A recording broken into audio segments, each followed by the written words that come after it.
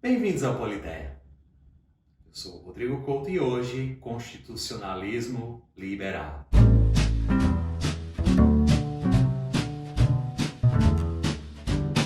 No vídeo anterior, eu mencionei como o momento revolucionário americano e posteriormente francês deu origem a um novo pensamento constitucional, distinto do originário, aquele que chamamos de constitucionalismo das origens.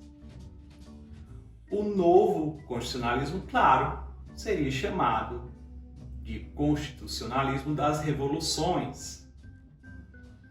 Eu mencionei também que após o momento revolucionário, os europeus notaram, os americanos também em alguma medida, mas notaram que existiam deficiências no pensamento constitucional das revoluções.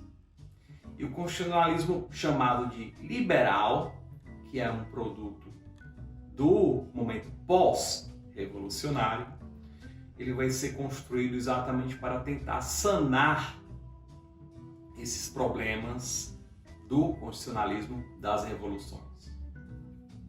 Então, existe toda uma geração de autores que amadureceu nesse período de transição e que percebeu a necessidade de suprir esse novo constitucionalismo e de mitigar os defeitos dele. Bem, que defeito eu poderia sublinhar aqui como essencial para compreender o constitucionalismo liberal? É um defeito que diz respeito à revisão constitucional. E como assim revisão constitucional? Vamos definir aqui essa expressão. Vejam, o constitucionalismo das revoluções, ele trouxe um novo conceito não só de Constituição, mas de revolução. A revolução passou a ser compreendida como um momento que leva à Constituição. Porque a Constituição agora seria nada mais, nada menos do que expressão de uma vontade popular. Nós estamos aqui no campo da soberania popular. Então, em tese, a população de uma nação poderia, a qualquer momento, criar uma nova Constituição ou revisar uma Constituição existente. E isso gera um problema, porque vejam, a Constituição também passou a ser compreendida como norma suprema. Mas como é que ela é uma norma suprema se ela está sujeita a permanentes transformações, alterações, revisões?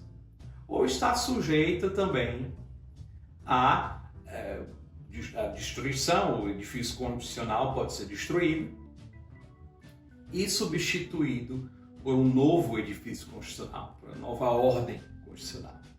Isso não depende de nada além da vontade popular. Então, como impedir que a ordem construída após as revoluções venha a ser destruída por uma nova revolução? Vamos ver como é que isso ocorre na elaboração do constitucionalismo liberal. Mas antes, vamos mostrar aqui quem é que identificou, durante o próprio momento revolucionário, no caso francês, os problemas do constitucionalismo liberal. E os pais fundadores da América haviam, sim, claro, pensado sobre esse problema. Mas, fundamentalmente, Edmund Burke, com as reflexões sobre a Revolução na França, ou seja, claro, a obra escrita durante o processo revolucionário francês, durante o início desse processo, vai notar os vícios ou os paradoxos dessa nova ideia de Constituição. E Burke é muito lúcido ao dizer que os franceses estão a substituir o despotismo de um homem só, de um monarca, por um despotismo das massas, das maiorias. Bem, o que é que ele quer dizer com isso, além do conteúdo óbvio da ilocução, da crítica? Ele diz o seguinte, vejam, a nossa experiência constitucional na Inglaterra, ela não se faz a partir de tal espécie de ruptura, ela não ocorreu através de tal espécie de ruptura. Nós tivemos uma revolução em 1688, não para destruir uma Constituição, mas para preservar uma Constituição que já existia, a antiga Constituição, sem a qual não é possível a preservação dos direitos e liberdades dos ingleses. Então os ingleses fizeram a revolução para preservar essa Constituição. Esse é o dado importante. Eles não destruíram tudo aquilo que existia para reconstruir do zero, do nada, uma nova ordem constitucional. Além disso, a experiência constitucional inglesa, ela reconhecia um dado elementar das sociedades do período, que era a divisão da sociedade em estamentos, em ordens, etc. Vejam que eu mencionei isso quando eu falei sobre o constitucionalismo das origens.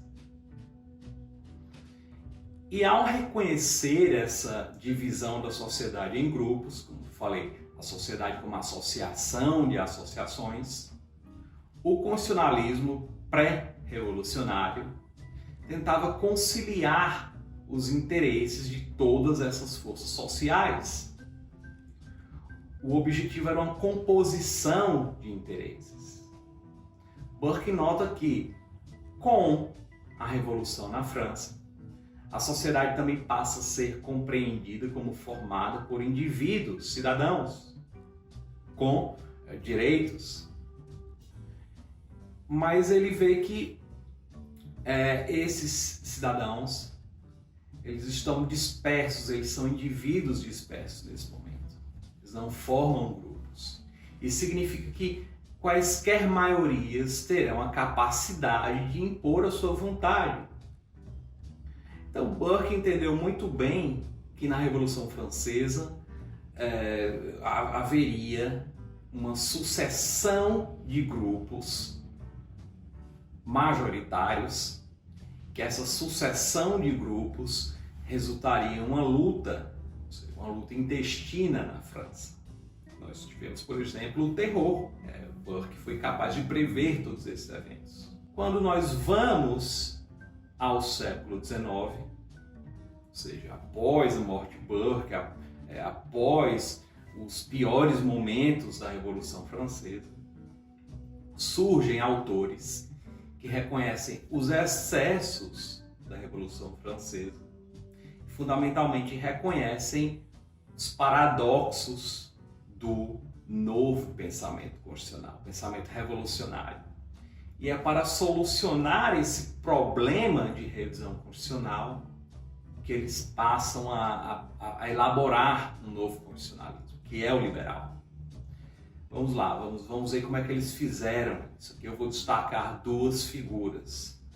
A primeira delas, o Benjamin Constant, um francês que notou muito bem o problema de colocar a soberania popular e de afirmar que o povo possui ou possuiria um direito de reforma permanente da Constituição. Que não estou a tratar teorias. Os jacobinos, que eram os mais radicais dos revolucionários, em 1793, publicaram uma Carta de Direitos e o artigo 28 afirmava esse direito permanente de revisão constitucional. E o que é que o Constant, agora no século XIX, vai afirmar? Bem, ele diz, olha, tudo bem, a Constituição ela tem alicerce na soberania popular, mas isso não significa que ela pode ser revisada a qualquer momento. E isso tem relação com o fato de que, em Constant, a Constituição é um documento essencialmente político. É uma norma suprema, ok? Mas possui caráter político. A Constituição é fundamentalmente um pacto entre monarca e sociedade francesa, monarca e nação francesa. E a garantia dos direitos e liberdades dependerá da preservação desse pacto. E isso não exige só uma boa vontade do monarca, mas um amadurecimento da política francesa, ou seja, um amadurecimento político da nação francesa. Essa era a visão do Constant. E além disso, claro, ele não ignorava o problema da proteção, como falei, dos direitos e liberdades, mas ele entendeu que era necessário preservar uma determinada ordem, sem a qual não seria possível essa preservação de direitos e liberdades. E aí então ele viu que era necessário afastar, claro, o direito de revisão permanente da Constituição.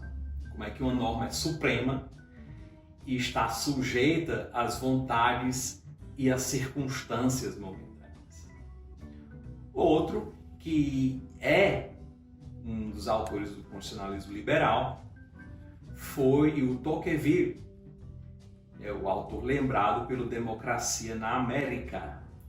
O Tocqueville, ele é, ok, da geração liberal, mas ele trata de uma análise, ele usa uma análise de regime. O que é essa análise de regime? É uma análise total de política, sociedade, direito, que você encontra nos autores da antiguidade. Então, quando ele fala sobre uma ordem pós-revolucionária, ele não parte das leis ou da Constituição, ele tem como ponto de referência, fundamentalmente, a organização da sociedade. E como eu disse, essa é uma sociedade agora concebida como composta por indivíduos. Mas Tocqueville nota um paradoxo aí. Ele diz, bem, a nova sociedade ela não é mais composta por ordens, ela é composta por indivíduos que reivindicam essa individualidade, a autonomia, mas ao mesmo tempo eles se conformam às multidões. E nessa conformação às multidões, eles sofrem uma corrupção moral e intelectual. E de tal modo corrompidos, não estão aptos ao exercício da liberdade. Vamos tentar explicar o que é que Tocqueville quis dizer com isso. Ele quis dizer que em um ambiente pós-revolucionário, democrático e de reconhecimento da soberania popular, o indivíduo vai tomar como referência aquele que se tornou o standard do bem ou da legitimidade ou da justiça, ou seja, a vontade da maioria. E é bom lembrar que as maiorias não pensam, elas não refletem o indivíduo, e apenas o individualismo é capaz de levar a essa espécie de reflexão.